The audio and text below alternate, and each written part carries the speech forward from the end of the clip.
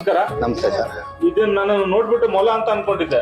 ಇಲ್ಲ ಸರ್, ಅದು ಗಿನಿ ಪಿಗ್ ಅಂತ ಹೇಳಿ ಗಿನಿ ಪಿಗ್ ಲ್ಯಾಬ್ ಟೆಕ್ನಿಕ್ ಹೋಗುತ್ತೆ. ಗಿನಿ ಪಿಗ್ ಅಂತಂದ್ರೆ ವಿಶೇಷವಾಗಿ ಈಗ ಮನುಷ್ಯರಿಗೆ ನಾವೇನಾದ್ರು ಡ್ರಗ್ಸ್ ಕೊಡ್ಬೇಕಾದ್ರೆ ಆ ಒಂದು ಎಕ್ಸ್ಪೆರಿಮೆಂಟ್ಸ್ ನ ಗಿನಿ ಪಿಗ್ ಮೇಲೆ ಮೊದಲ ಪ್ರಯೋಗ ನಡೆಯುತ್ತೆ.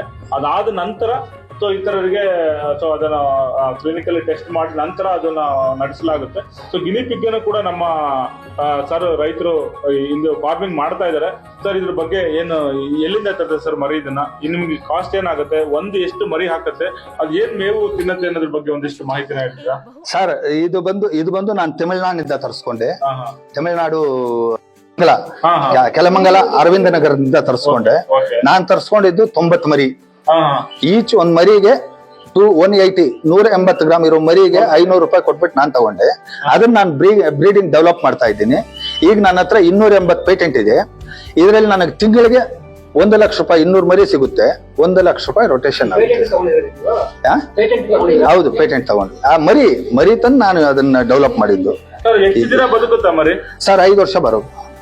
ಒಂದು ಮರಿ ಒಂದು ಸಲ ಒಂದು ಮರಿ 2 ತಿಂಗಳಿಗೆ ಒಂದ್ಸಾರಿ 4 ಮರಿ ಕೊಡುತ್ತೆ ಸರ್. ಕನಿಷ್ಠ 4 ಮರಿ ಕೊಡುತ್ತೆ. 4ರಿಂದ 6 8 ಇರುತ್ತೆ. ಇಲ್ಲ ಸರ್, 4 ಮರಿ. 4 ಮರಿ ಬಂದ್ಬಿಟ್ಟು 4 ಮರಿನ 2 ತಿಂಗಳಿಗೆ ಒಂದ್ಸಾರಿ ಕೊಡುತ್ತೆ.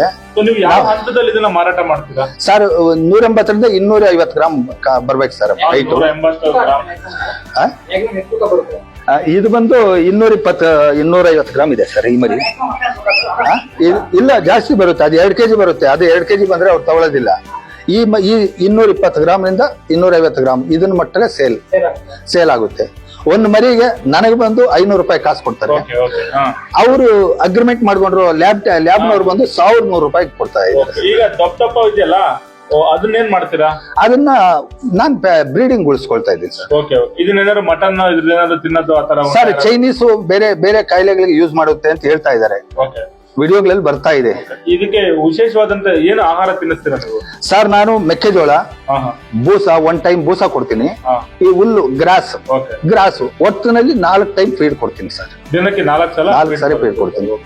ಒಂದ್ ಸಲ ನೀವು ಮರಿನ ತಗೊಂಬಂದ್ಮೇಲೆ ಸುಮಾರು 2 ವರ್ಷ 5 ವರ್ಷ ಇರ್ಬೋದು ಸರ್. ನನ್ನ ಲಾಭ ಸಿಗುತ್ತಾ? ಇದೆ ಸರ್, ನಿಮ್ಮೊಂದು ಅನುಭವದಲ್ಲಿ ಇದೆ ಸರ್. ಮಾಡಿದ್ರೆ ಇದೆ ಸರ್. ಇದರಲ್ಲಿ ಒಳ್ಳೇದಾಯ್ತು ಸರ್. ಒಳ್ಳೆ ಮಾಹಿತಿ ಕೊಟ್ಟಿದ್ದೀರಾ. ಇತರ ನಮ್ಮ ಗ್ರಾಮ ರೈತರು ಮಾಡ್ಬೇಕು ಅಂತ ಹೇಳ್ಬಿಟ್ಟು ಸರ್ ಸಿ ವಿಟಮಿನ್ ಕೊಡ್ತೀವಿ. ಸಿ ವಿಟಮಿನ್ ಟ್ಯಾನಿಕ್ ಕೊಡ್ತೀವಿ. ಇಲ್ಲ, ಕಣ್ಣು ರೋಗ ಬರುತ್ತೆ, ಅದಕ್ಕೆ ಸಿಪ್ಲಾ ಡ್ರಾಪ್ಸ್ ಕೊಡ್ತೀವಿ. ನೀವೇ ಡಾಕ್ಟ್ರು, ನೀವೇ